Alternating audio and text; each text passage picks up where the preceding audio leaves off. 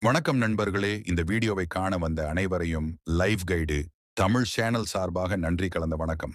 நம்ம இந்த வாழ்க்கையில ஒவ்வொரு நொடியோட மதிப்பும் தெரியாம நிறைய நொடிகளையும் நிறைய வாழ்க்கைக்கான சம்பாத்தியங்களையும் இழந்துகிட்டு இருக்கோம். ஒரு வினாடிக்கு உண்டான மதிப்பு இங்கே நம்மள கோடீஸ்வரர் ஆவதற்கு கூட காரணமா இருக்கும்.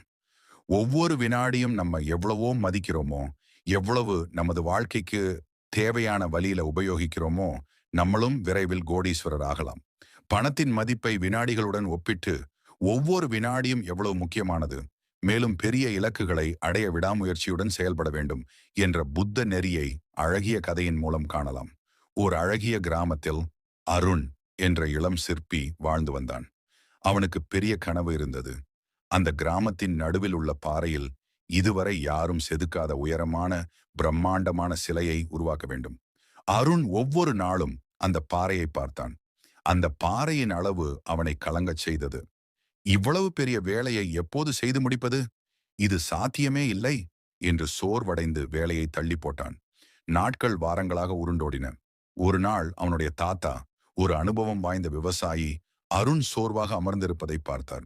என்ன ஆயிற்று அருண்? உன் கனவு சிலை ஏன் இன்னும் தொடங்கப்படாமல் இருக்கிறது என்று கேட்டார்.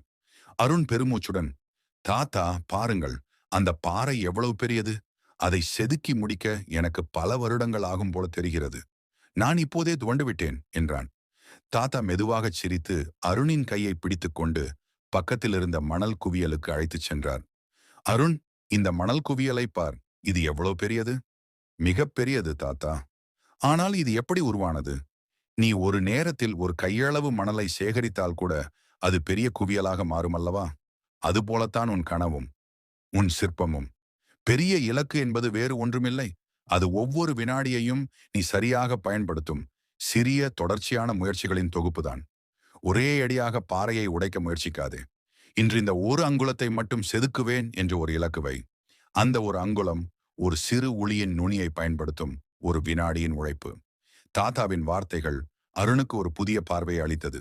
அன்றிலிருந்து அருண் அந்த பாறையை பெரிய வேலையாக பார்க்கவில்லை. ஒவ்வொரு நாளும் அவர் சில மணி நேரம் ஒதுக்கினார். அந்த நேரத்தில் அவர் ஊழியின் ஒரு சிறு அடியை கூட வீணாக்காமல் முழு கவனத்துடன் வேலை செய்தார். முதல் வினாடி முதல் அடி. அவருடைய தொடர்ச்சியான ஒவ்வொரு சிறு அடியும் ஒவ்வொரு வினாடியும் ஒன்று சேர்ந்து பல நாட்கள் வாரங்கள் கழித்து அந்த பிரம்மாண்டமான பாறை ஒரு அழகிய சிலையாக மாறியது. அருண் தன் கனவை முடித்தபோது அவர் கற்றுக்கொண்டது இதுதான்.